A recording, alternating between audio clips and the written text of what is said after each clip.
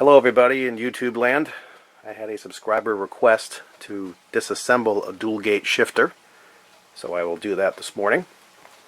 I actually made this video a week ago and didn't like the way it came out, so I'm recording it for the second time. I'll try to speak a little louder and try to zoom in a little closer and be a little more careful, and hopefully this is a good video.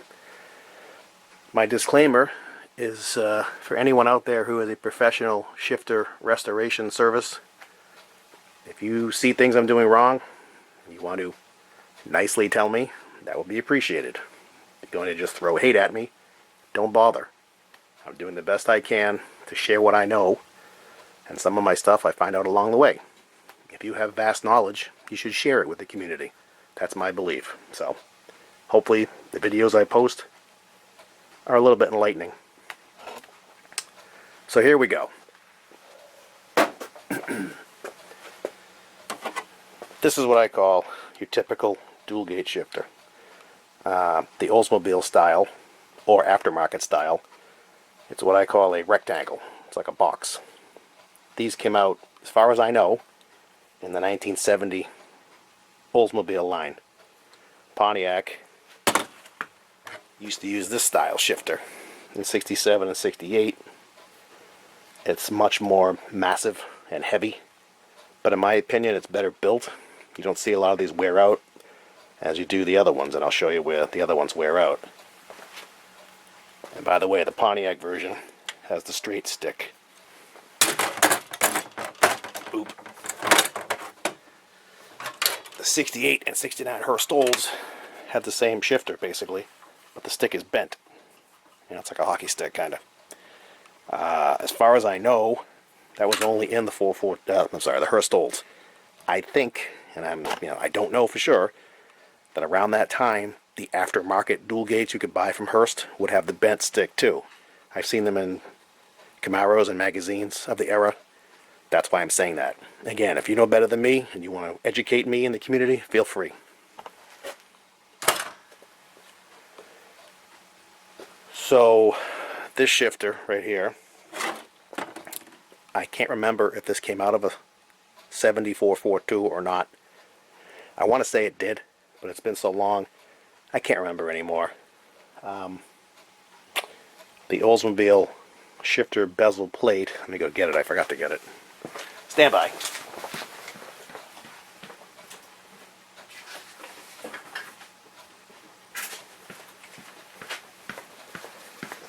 Good thing I stock a lot of stuff.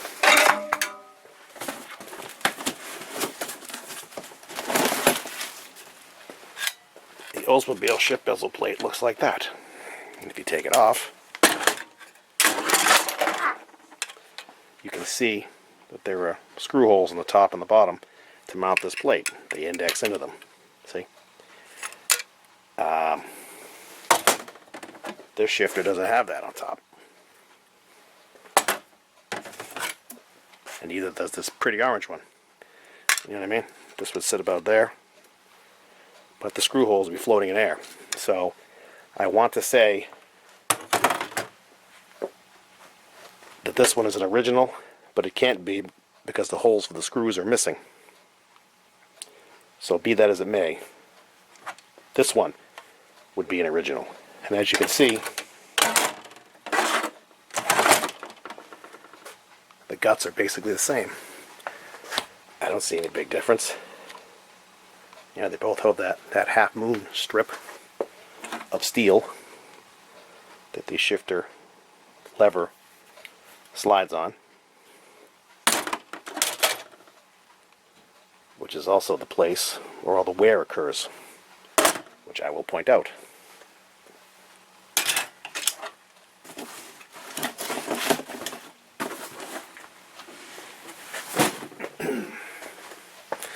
So anyway, let's get back in focus. Boom, there we go. Let's zoom out. Okay, so here's your basic dual gate. This shifter over here is out of a 79 Hurst Olds. The only big difference I see, besides this top plate, which I believe is only used on the 79 Hurst Olds, has that dish down section, steps down, is this. show this well.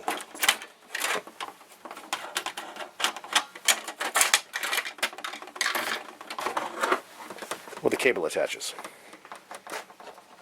You can see on the Hurst Dual 79 Hurst Dual shifter, it's up here in this bracket. On the aftermarket ones and the factory ones, it's down there. That is a pretty decent difference. I mean, you need a longer shifter cable to put this one in an older version and a different shifter cable, vice versa. So anyway, I just wanted to point that out. Essentially the guts are the same, and again it's missing the ears on the top to mount the plate in an older 442 or Cutlass.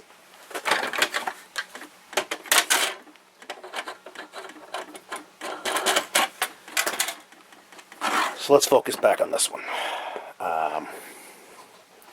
To take it apart, you need to grind off the rivets on the top. This top plate is riveted.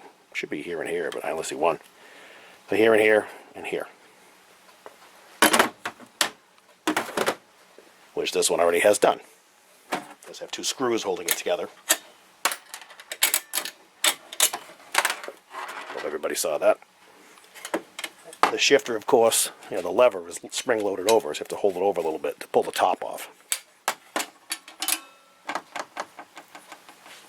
One other thing to look at is on the bottom, there's a little spring that actuates this lever. When you're on the his side, I guess, and you slam it from first to second, the stick will go, bam, and hit that, and it just gives a little cushion, and also pushes it over this way. On the 2-3 shift, there is no spring-loaded cushion. It would just hit that stop. So it's just something to see. So here's the guts of a dual gate shifter with the top piece taken off. There's not a whole lot to them, but the spot where they wear out is right here. It's this metal horseshoe, half moon, whatever you want to call it. You can probably see it better on this side. And this shifter, yeah, this is the one. You never know what you're going to find with used shifters. Somebody put some brass pieces in here to take some of the play out. Because what happens with these is when you go to neutral and drive, any play in that metal is going to be evident, especially with the cable. It gets magnified with the cable. So you're in drive, right? And you go to neutral, and you can see a little bit of play. Not a whole lot. This one's in pretty good shape. I have a brand new shifter over there. I mean, never been used, never been in a car, and it has about the same amount of play. When you go to neutral and to drive, you're pushing the cable. Of course, you're doing it in every gear, but what I'm trying to say is if you're in neutral or coming from park down to drive, the cable's pulling. If there's slop in here and play in here, it won't pull the cable enough, so instead of hitting drive there where you're supposed to with the detent, you're going to have to go a little over it. Which sucks. I mean, that's crappy. That also messes up your neutral safety switch, so you may not start neutral or may not trigger your reverse lights correctly. But it also will mess up your dual gate side because that coincides with, drive. And, you know what I mean? So, slop on that side is, slop in the shifter itself is to be avoided at all costs, or you won't get it to line up correctly. Reverse lights won't go on right. Neutral safety won't work right. And it's just a crappy feel for the shifter, too, So, back to business. So, one thing I should have showed you, and I apologize, is this door also lives on top of this plate. It's spring loaded and it has a little catch right there. It's just dog legs into that. See it right there. To get this thing off, it's pretty simple. It's just a spring. If you open the door, you can see the spring easier. It's up there. I'll try to pull in close. See it? Way up there. You just got to grab it with a pair of needle nose or a little hook tool, like this, say. Not sure if I can show you on camera, but I'll try. Just grab it. Easier said than done. You can probably do it on the side even easier. It hooks on right there, and it also hooks to the door. Just got to get it out of its hole, that's all. Yeah, man. There you go. See? I'm a mechanic. See? Now it's hanging free on this side. Just take it off. You see it? Take that sucker off there. Son of a... Ah! Well, it's out. It fell on the floor, but it's out. There it is. This little guy. Isn't much of a spring at all.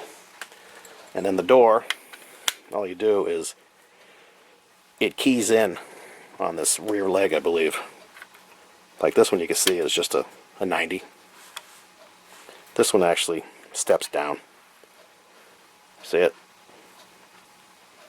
You probably see it there, right? So it just keys in like this. Falls in the slot, put the spring on, and that's all that retains it. So that's how you take that out. And you can buy those. I have a reproduction right here. They're all over eBay. I think they're usually around 30 bucks, 29 bucks, that area.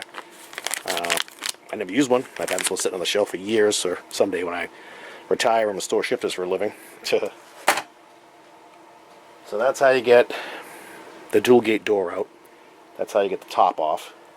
Now, once you get that done, you need to pull out this S-link right here. I call it an S-link. So you have to take off. There'll be a clip right here. It'll either be a cotter pin, or it'll be one of those Hurst shifter clips that's all like one piece. Looks like a G clef from a music sheet, to me anyway. So this one's already halfway done. Like I said, I did this last weekend. Pull the pin out, pull the washer off. And it won't just come out. You have to drive out this pin right here. So yeah, it just pushes in, goes through this clevis, goes through the center piece, the part that actually wears, and it locates it, and it goes into this, just a U-shaped channel right here. Let me check the other shifter. Yeah, it's just an open U. There's no top on it. See what I mean? It just drives out. So I will drive it out now. I suppose you can drive it out in either direction. I'll drive it out from the far side.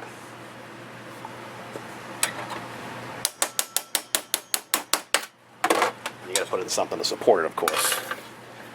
Should I swing the camera over? Yeah, why not, right? You can see me in action. This will be very exciting. There is my vise. There we go. Very, very exciting, I know.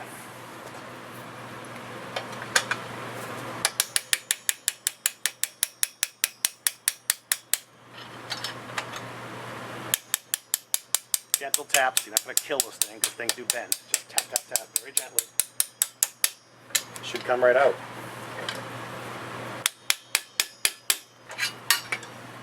Until it doesn't. What's up with that? Oh, I know why. It's flared on the top. Damn it.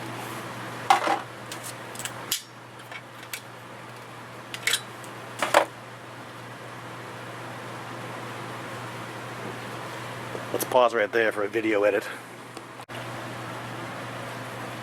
Okay, back to business. My punch was too short. That was the problem. I was hitting the side of the shifter. Duh. So once you get it almost all the way out, you're just gonna, either pull it out with a pair of side cutters or a pair of pliers, or boom, and that's it. It's a long pin. Pull it out. This just pops out, and then this piece, again, it's not a lot to these. This piece just sits on here. There's a cut in the metal, see it? And the S-link. It just keys into that. And this one's a little chewed up too. You feel it's kind of sharp and rough. This thing's had a hard life. And you can just slide this thing out. Boom, just like that. See what I did? Hopefully you saw that. Let me put it back in. You just slide this thing out. And it's out. And that's what it looks like. Okay? Alright, this is almost done. All you do now is take off this spring. Let me turn the camera back. Back to my working area. I cheat a little when I do these. I put a mark with chalk on my bench. So I, kind of like an actor, so with my mark, well, that's my mark. Again, my part has to be there before I move the camera. Now I moved it. I gotta relocate everything, but in case you're wondering what that is, that's what it is. All you do is this spring has to come out. This spring actually keeps tension on the shifter, so it stays on the left side of the shifter, the gate, I guess you want to call it. So just pop that out. Should be able to see me, right? Yeah.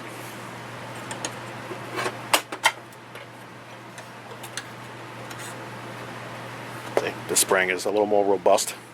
It's kind of beat up looking too, but it works. And then this piece just keys in here and here. That's it. And I do have one shifter that has a plastic bushing, I think here. This doesn't have it. I'm not sure if it was a running change through the years or what, but some do, some don't. I mean, like, the 79 shifter does. You can see it's right there. See the plastic bushing? The front does not. And the other shifter, this one does. On the front. On the box, I'll check it. This one does too. This one's got it. And this one in the front does not. So there was some kind of a change in the timeline. I'm not sure. Maybe Oldsmobile specified they wanted the plastic bushing in the back. Maybe that was just a running change. I have no idea. And again, if someone out there rebuilds shifters for a living, I know there's a few of you, enlighten us. I'd like to know. So this piece, you just got to slide it, I believe, back. I think the back is longer than the front. You slide it. You can see it coming out already, see? Slide it out. Just pick the whole thing up, and it'll wiggle right out. You shouldn't need to force it or beat it up or anything. Come on, make me a liar. Maybe you need a screwdriver, give it a little push. But again, you don't have to manhandle this stuff.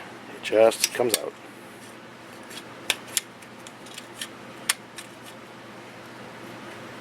Come on, baby. I had you out last week. You made me a liar. Come on.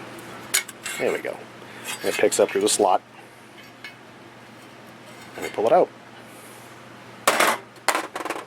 And that's it. That's all there is to it. You know, the shifter arm, the handle rather, is riveted to this piece.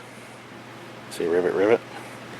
And you can see again what I said, this guy, somebody made pieces, little brass pieces to shim it up. I mean, it's, you know, it's smart, but the metal's worn. You're not going to take it out, you know, equally, I don't think. Something else I want to show you. I had bought a replacement piece to fix one of these from a guy who I had in my other video that I was going to give web links to his site, his name, all that stuff, and I went to his site, and it's like a porn link now, so evidently he's out of business. I know he's still active in the Olds community, but I'm not going to send you his way, because obviously he doesn't sell the stuff anymore. I messaged him on Facebook, and he didn't respond, so, well, actually it was eBay. I messaged him on eBay. So I don't think he's selling parts anymore, but there is another guy I found. I'll have to put the link in. I think it's Shifter Doctor, maybe. Seems like he's the go-to guy for Hurst shifters, standard and automatic. I don't know him. I've never talked to him. But he does have a lot of the parts. So this piece right here would be the part you need to replace this.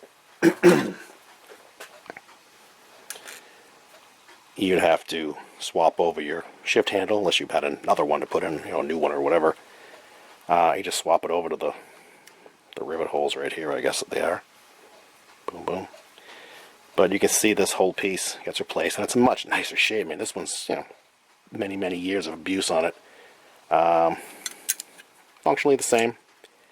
The only difference I see is this has like a crimped, you know, one piece end. It's kind of like half moon shaped.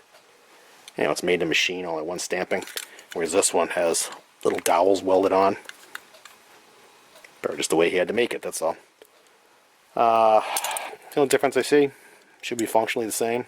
Looks like it's either water cut or laser cut.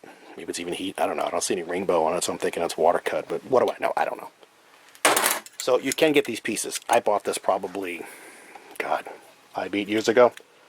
And I paid like $75. And it comes with the rivets too. They're in my hand. I don't know what Shifter Doctor gets.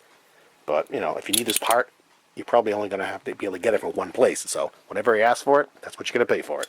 Simple as that. Unless you're in a position to make it yourself, which if you are, wow, that's impressive. So that's basically it. You know, you can buy this piece, You can buy the door. These are all over the place. The parts place in particular has them cheap money. Those are the functional pieces that failed. If this thing wore out, I don't know where you'd get it. Maybe a shifter or doctor can get it. This you could probably make fairly easily. I mean, you know, you'd have to weld a washer on and mimic this. That just cut it with a hacksaw, sawzall, you know, whizzer wheel, whatever. You could make this if you had to, this piece. The clevis, you're out of luck. But I don't think it's going to wear out, really. So that's about it. That's all there is to these things. So hopefully this helps. Good luck.